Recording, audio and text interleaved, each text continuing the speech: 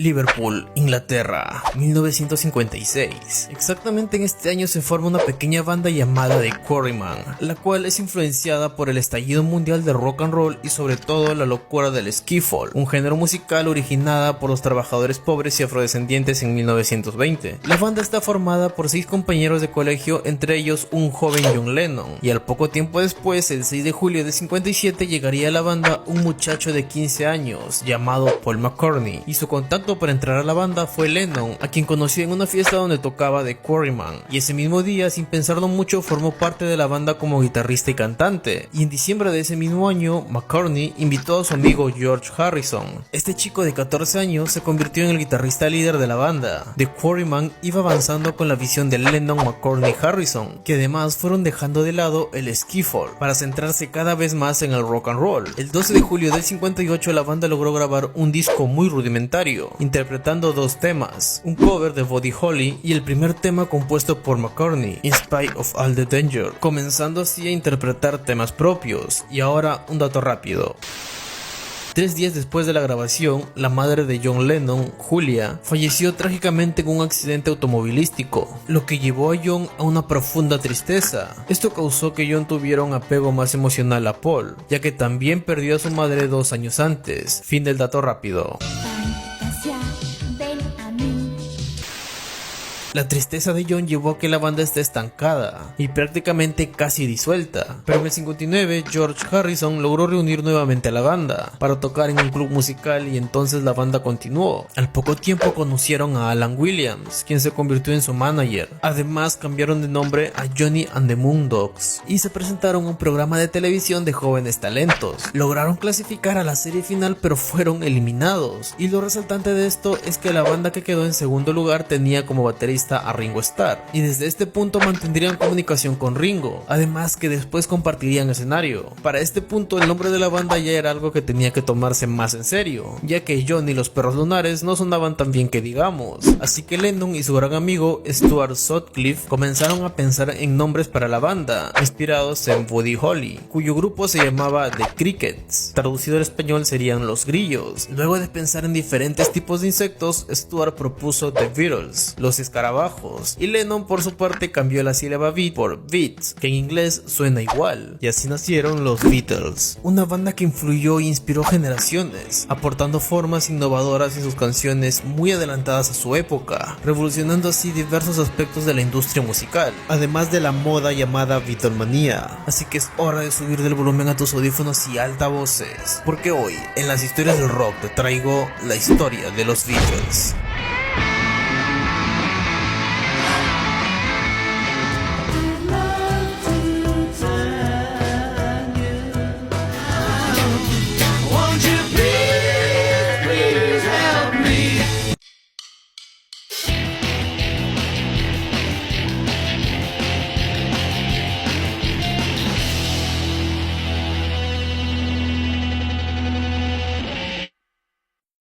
Durante 60 y 62 los Beatles se presentaron en Hamburgo y tenían como baterista a Peter Beast, pero en varias ocasiones, como Beast estaba enfermo, lo reemplazaba a Ringo, ya que él también estaba por Hamburgo presentándose con su banda. En el 61 conocieron a Brian Epstein, quien los escuchó y se entusiasmó con ser su representante, y lo fue formalmente en el 62. Y ahora un dato rápido. Brian fue quien logró que la compañía discográfica llamada Decca Studios les realizara una prueba de audición, donde grabaron 15 temas, pero Decca decidió no editar la grabación bajo el comentario: los grupos de guitarra están en pleno declive, señor Epstein. Esta decisión es considerada como uno de los mayores errores de la historia de la industria musical. Fin del dato rápido.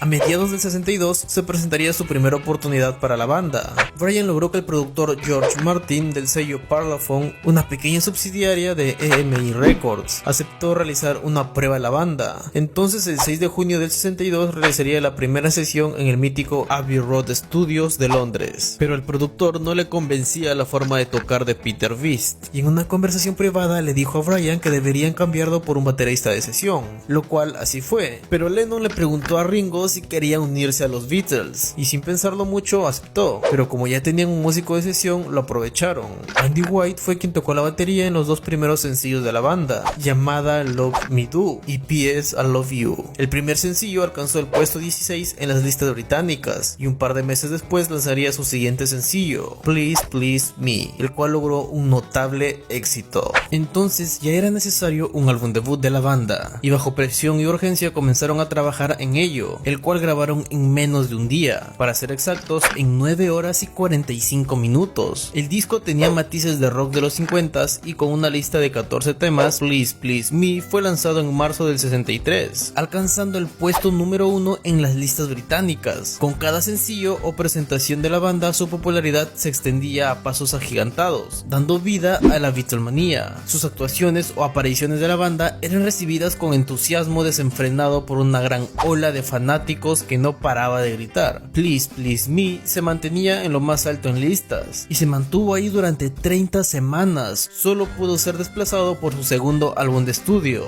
With the Beatles, lanzado 4 meses después de su álbum debut. En este disco hacen mayor uso de la técnica de producción para usar un LP predecesor y es considerado un álbum superior al anterior, desarrollando un tono propio con una adición profunda. Este disco y sus siguientes sencillos harían crecer aún más la Beatlemanía británica, pero lo que logró llevar esta moda a Estados Unidos fue un reportaje de este fanatismo desenfrenado por la banda. Los Beatles pisaron territorio estadounidense el 7 de febrero del 64, siendo recibidos por una multitud que pedía y gritaba vociferadamente a la banda. Los 4 de Liverpool se presentaron por primera vez en los Estados Unidos en el programa de televisión The Ed Sullivan Show, y luego en vivo por primera vez en el Washington Coliseo, donde la fiebre de la fanaticada se hizo sentir. Para abril, 12 de sus canciones ya estaban en el Billboard Hot 100, y no contento con ello, los Beatles lanzaron su tercer álbum llamado A Hard Day's Night, un disco donde se notó la habilidad de componer del grupo, manteniendo la instrumentación y la esencia del rock and roll. Este disco es el primero en solo contener composiciones originales de la banda. Aunque el catálogo principal estaba firmado por Lennon-McCartney, la verdad, Lennon fue responsable en la composición de la mayoría de las 13 canciones. Sumando este álbum, la banda tenía 3 discos en circulación por los Estados Unidos, los cuales llegaron a los primeros lugares en listas, apodando este logro en los Estados Unidos como la invasión británica. La banda continuó con una gran gira por Europa y Asia, pero ahora un dato rápido. A partir del 64 nadie pudo oír bien a los Beatles en vivo, ni siquiera ellos mismos se podían oír. Los gritos descontrolados por toda la fanaticada eran muy fuertes, pero también entendemos que los amplificadores de la época eran algo sencillos a comparación de los equipos modernos posteriores. Con el tiempo la banda confesó que esto llevó a que se aburriesen cada vez más de la rutina de los conciertos. Fin del dato rápido. A finales de 64 se publicó su cuarto álbum de estudio, algo completamente increíble ya que no pararon de dar conciertos y aún así lanzaron 2 álbumes y también una película. La banda no sabía lo que era descansar. En Beatles for Sale hubo una encrucijada ya que tenían la opción de lanzar temas nuevos como en su anterior trabajo o simplemente seguir comercializando su música más rápido incluyendo covers en su álbum, pero los constantes conciertos y el poco tiempo en el estudio impidieron que el álbum tenga canciones completas originales de la banda, así que se incluyeron 6 versiones y 8 canciones originales, las cuales destacaron por la madurez que mostraba el material producido por el dúo Lennon-McCartney. Ya por el 65 lanzaron su quinto álbum de estudio, Help, donde mostraba toda la madurez que había adquirido la música de los Beatles, utilizando cada vez más el doblaje vocal e incorporación de instrumentos clásicos en sus arreglos. Como dato extra, Lennon confesaría que la canción que da título al álbum es una llamada de socorro a la gente, al sentir la fuerte presión de la fama, provocando la infelicidad consigo mismo. El álbum fue parte de la banda sonora de su segunda película, llamada del mismo nombre, Help, de 1965. Y claro, no les comenté que su primera película fue lanzada en el 64, junto a su tercer álbum que también formó parte de la banda sonora. Bueno, ahora un dato rápido. ¿Sabían que Yesterday posee el récord de ser la canción más versionada de la historia de la música, sumando más de 1500 versiones? Algo completamente increíble. Fin del dato rápido.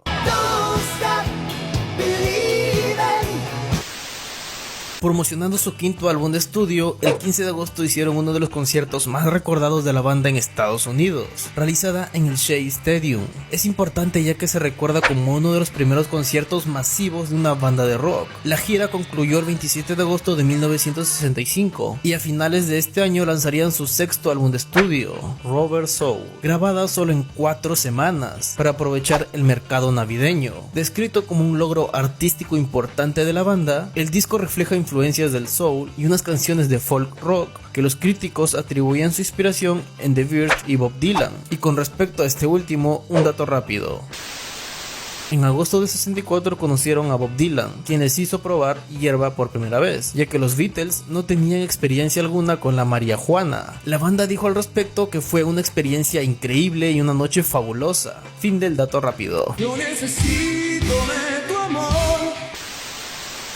Las polémicas no eran ajenas a los Beatles. En el 66, Lennon opinó en una entrevista que la religión cristiana estaba en declive y que los Beatles eran en ese momento más popular que Jesucristo, lo que causó el enfado de muchos grupos religiosos en Estados Unidos, quemando discos y mercha de la banda en público en forma de protesta. Finalmente Lennon tuvo que pedir disculpas públicamente. A pesar de esta metidota de pata, la banda continuó sin mayor problema y en agosto del mismo año lanzaron Revolver, su séptimo álbum de estudio, un álbum que marcaría el antes y después de la banda, sumergiéndose más a la experimentación de sonidos, destacando las sofisticadas composiciones y un repertorio muy amplio de estilos musicales, sobresaliendo como obra cumbre el rock psicodélico. Este disco hizo una revolución en los estándares de grabación y de escritura musical. La banda continuaba de gira cuando publicaron el álbum, y su último concierto en vivo de los Beatles fue el 29 de agosto de 1966, en el Candlestick Park de San Francisco, marcando el final de un gran periodo de giras sin descanso.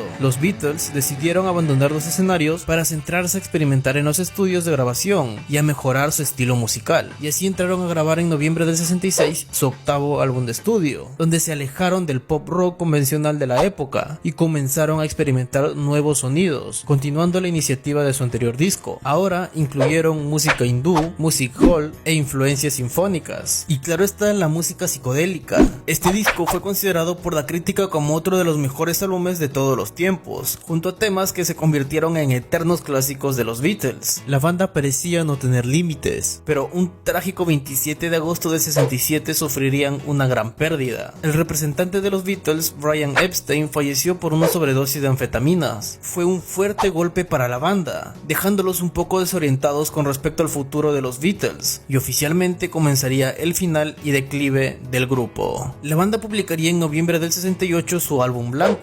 Para el disco la banda viajó a la India y tomó un curso de meditación trascendental como fuente de inspiración para sus letras, pero en el estudio comenzó el conflicto de los Beatles, discutiendo por diferencias creativas, aunque personas cercanas a la banda afirmaban que faltaba la presencia rectora de Epstein, pero el asunto se puso más tenso cuando Lennon inició su romance con la artista vanguardista Yoko Ono. Lennon hasta perdió interés en escribir canciones con McCartney y rompió el acuerdo de la banda cuando comenzó a llevarla al estudio y a las sesiones de grabación. Claro que su presencia molestaba a todos menos a Lennon. Finalmente el álbum tenía distintos matices y una amplia gama de géneros musicales, pasando por música folk, pistas de blues británico y ska. Aunque las críticas fueron mixtas, con el pasar del tiempo, la opinión y los rankings en las listas de radio favoreció al álbum, siendo muy bien recordado hasta la fecha, en especial Revolution 9. Number 8. Number 8. Number 8. Para enero del 69 lanzarían su 10º álbum de estudio, Yellow Submarine. El disco fue especialmente hecho para la banda sonora de la película animada del mismo nombre, así que no hay mucho que decir al respecto, ya que las canciones que incluyeron eran temas no lanzados de otros proyectos, y así esta historia va llegando a su fin. Las relaciones entre los miembros de la banda era tensa y cada vez era menos soportable, fuertemente sacudida por las relaciones entre McCartney y Lennon. En esta situación grabaron Let It Be a principios del 69. Aún así protagonizaron uno de sus conciertos más randoms y épicos, el concierto en la azotea.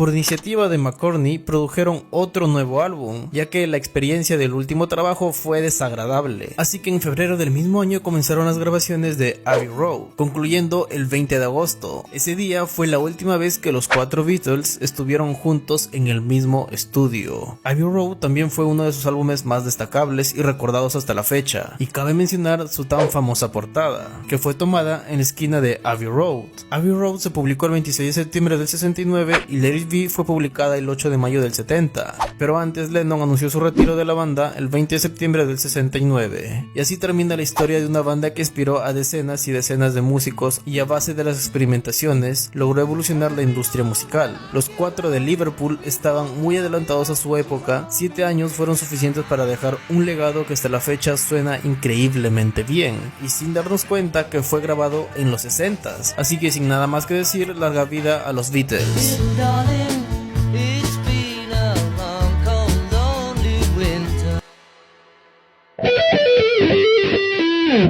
¿Cuál es tu canción favorita de los Beatles? Deja tu respuesta en los comentarios. Esta fue la historia de los Beatles. Si quieres que lance alguna historia o tema al respecto, escríbelo aquí en los comentarios. Yo soy Dildo Ruiz Produce, cuídense mucho banda y nos vemos en el siguiente video. Un fuerte abrazo a la distancia.